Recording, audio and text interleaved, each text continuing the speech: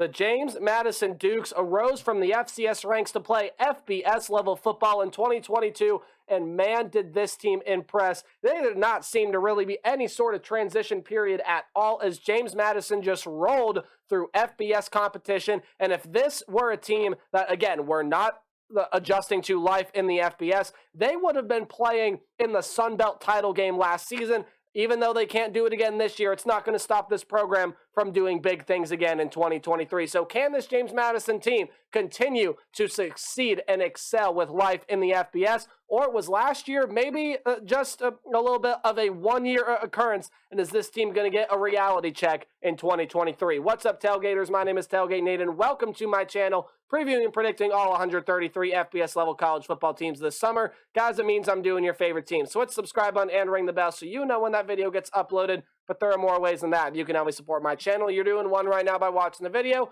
You can do more by liking, commenting, sharing, and anything else you guys are willing and able to do to help me support my channel. James Madison football, as we continue with Sunbelt predictions. They are on the clock now for predictions this year. And again, even though they can't compete in a bowl game or a Sunbelt title, this is still going to be a really good team in 2023. How do we do things around here? Well, we're going to go through a roster overview and look at who the team lost, who's coming back, and who's coming in through the transfer portal and recruiting class, as well as taking a look at the 2023 James Madison football schedule.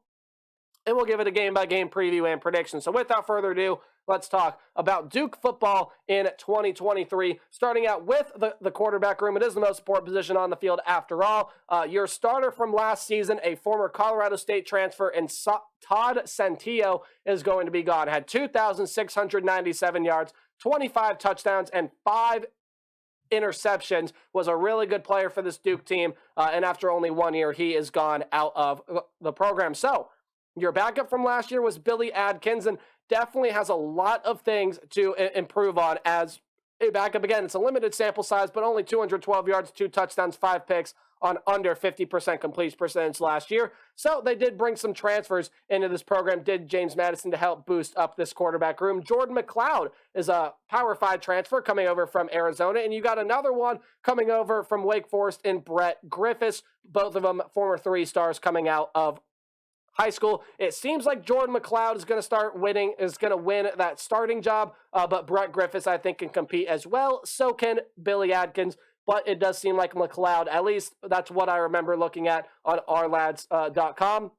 Yes, I'm looking at right now. Jordan McLeod probably, as of right now, will get that starting job, and I think he will get that starting job as well. I think he's got some pretty solid mechanics, pretty solid talent, and he's got a lot of good talent around him as well. But you do have to replace your leading rusher from last season in Percy Agye Obesi. Apologies if I said that last name wrong. I know I definitely did, but he had 159 carries last year, had 908 yards and 8 touchdowns last season. Not bad. Not a bad season at all. In fact, a really good season. So who do you return? Well, Latrell Palmer was your second leading rusher at 398 yards and 5 touchdowns. And then Kalen Black also had over 300 yards, 333 to be exact, and 3 touchdowns, just 3s across the board for Kalen Black. You also do get a transfer coming in Ty Son Lawton, who I believe is a transfer coming over from the FCS ranks, although not positive about that. But he probably will be that feature back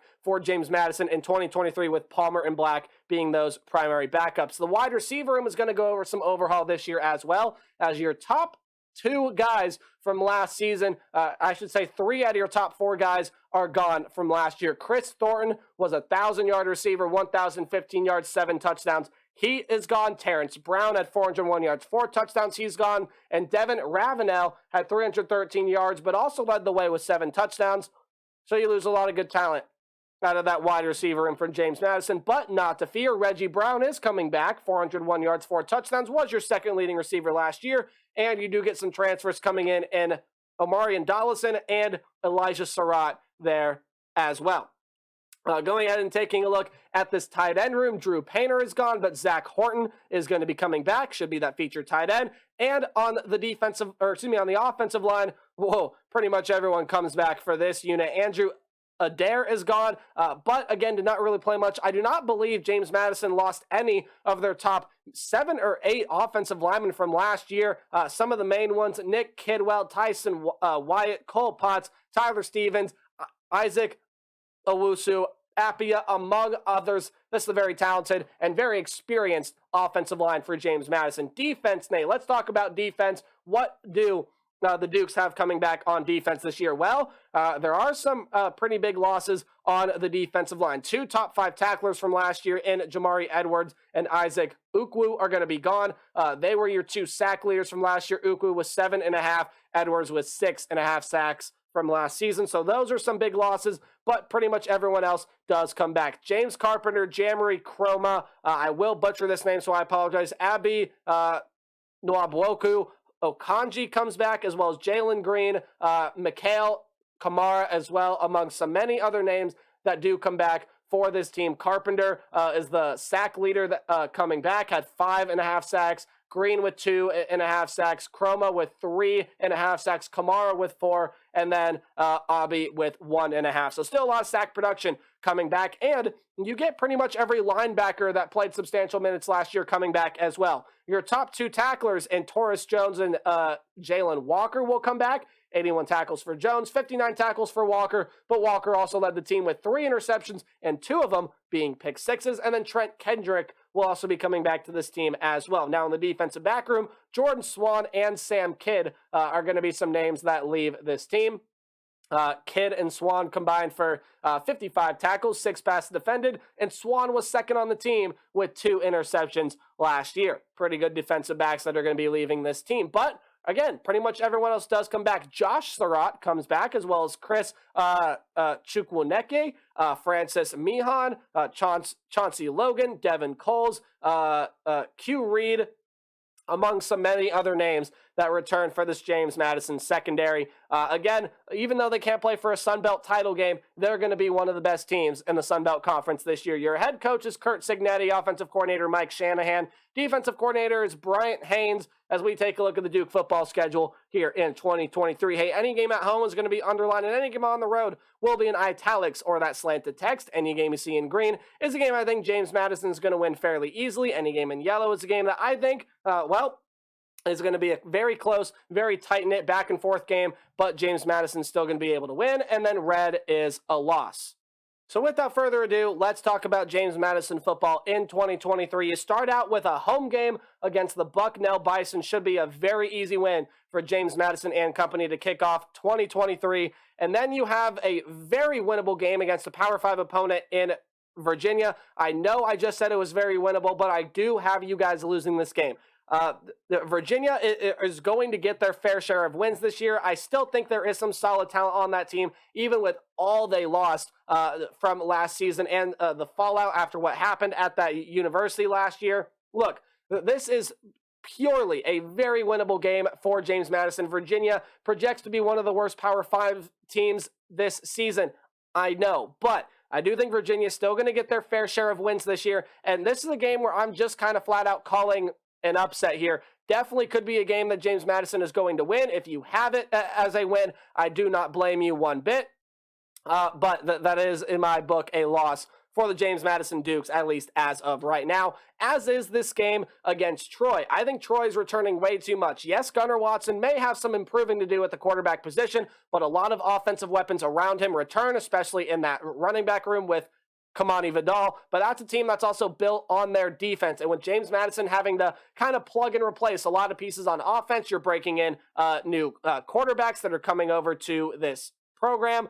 You're breaking in some new wide receivers there as well. So this is a James Madison team that might struggle to find their offensive groove a little bit towards the beginning of the year, but I do believe that is going to be a win for the Troy Trojans, which means the loss for the James Madison Dukes. However, I do believe you bounce back and beat Utah State. That's going to be a solid team out of the Mountain West Conference this season. Utah State definitely going to be a very competitive team this year. Definitely a team I can see winning their quite fair share of games in the Mountain West Conference this year. But I do believe that James Madison will be learning from their 2 previous losses against Virginia and Troy. Going to be able to find that offensive groove, and they, especially on defense with all they return, will be able to slow down Utah State, who has to replace a lot of pieces on offense, and that's a game that I think James Madison going to be able to win right there. And then you get another very tough game against South Alabama. This is going to be one of the premier teams in Group of 5, not just in the Sun Belt Conference, but in the Group of 5 as a whole. Look, this is going to be a very, very solid team in South Alabama. Definitely a team that can push for a New Year's 6 spot. That's a team that I really, really like coming into this year. They got a lot of returning talent on offense, some good returning talent defensively as well. They're a very well-built team. I think they'll be a little too much for James Madison as the Dukes lose that game there as well. So not a great start to the season for the Dukes, but I think they start to get rolling right here. I think you're going to be able to beat Georgia Southern with all you have coming back in the secondary. You should be able to slow down that passing attack that, well, let's face it, was pretty good for Georgia Southern last season. Should be again this year, even though that quarterback position has changed. However, I think James Madison's offense is going to be able to start to get it going. Georgia Southern defense has some holes, and I think the James Madison secondary matches up well with that passing attack. I think they'll be able to win that game there. I also think you guys are going to be able to beat Marshall on the road. Marshall's replacing some key pieces on offense and losing a lot of names defensively, but with what they have coming back defensively, they can definitely give this James Madison offense, a very, very rough time. Now, this also could very well be a game I could see James Madison losing, and if you want to flip the game against Virginia to have them losing against Marshall, I am perfectly okay with that, but I definitely do have James Madison splitting those two games, and the loss just happens to be to Virginia. The win happens to be against Marshall. But that's going to be a very good game. It is a weekday game, but a game that I do see James Madison coming up just short on. And then this game against Old Dominion could be a team that could be pretty competitive in the Sun Belt Conference this year, but I think they lose too much in the transfer portal to be competitive, especially against the team just as premier talented as James Madison here. So I think the Dukes going to be able to win this game and go ahead and keep this win streak going. Speaking of keep this win streak going, let's keep the win streak going, shall we? I think you're going to win on the road against Georgia State. That's a team that has to replace a ton of talent this year. That is a Georgia State team that, well, let's face it, right? Has to replace a lot of talent from last year. Now, look, it's still going to be a very gritty, hard-nosed team that I think is going to compete and really play really well in most games they play this year. I just think James Madison going to be a little too much. The offense is going to start finding their groove now. And defensively, James Madison, again, you saw all the talent they return, especially pretty much in every level of that defense there. I also think they're going to be able to beat UConn. Now, I really like the UConn Huskies this year. They're returning a lot of great talent. You're getting some nice pieces in from the portal. And even though Taquan Roberson did not play last year, it's because he was hurt. I think he's going to be a really solid player for the UConn Huskies at the quarterback position this year. He's a former Penn State transfer. But I like this James Madison defense a little bit too much. I think the Duke defense, with all they return, going to be able to match up well against UConn, and that offense, I think, going to be able to explode for a bunch of points there in that game as well. So James Madison, I think, going to be able to win that one against UConn and keep the win streak going. 6 games now, a win streak for James Madison. They're getting hot. I think they're going to beat App State this year. App State's a team that's trying to replace a lot of talent offensively, most notably Chase Bryce is gone at quarterback. You also lose Cameron Peoples, although Nate Noel has kind of taken over that spot fairly well. You lose some solid guys out of the wide receiver room. Defensively, a lot of solid pieces leave that team as well. Now, it still is a very well-coached team. I think it's still going to be one of the better teams in the Sun Belt Conference this season. But will they be up to maybe App State standards over the past couple of years? I really don't think so. I think James Madison is going to take them over in the Sun Belt this year, and they're going to be able to win that game. Sadly, however, I do think the win streak comes to an end when you face Coastal Carolina. I think there's going to be too much firepower on that offense for the Chanticleers as Coastal Carolina is going to be able to win that game there, ending James Madison win streak, but still a solid season for the Dukes overall. I got them 8-4, 5-3 in conference. Yes, I could see Marshall winning that game there as well if you want to flip Virginia and Marshall. Look, there are a lot of more winnable games on the schedule, and even though you can't play for a bowl game or a conference title game, man, is James Madison still going to have a very successful 2023, that's for sure. But that'll do it. Thank you guys so much for watching the video. Be sure to like, comment, subscribe, and remember to play hard but tailgate harder. See all you guys in the next video. Goodbye.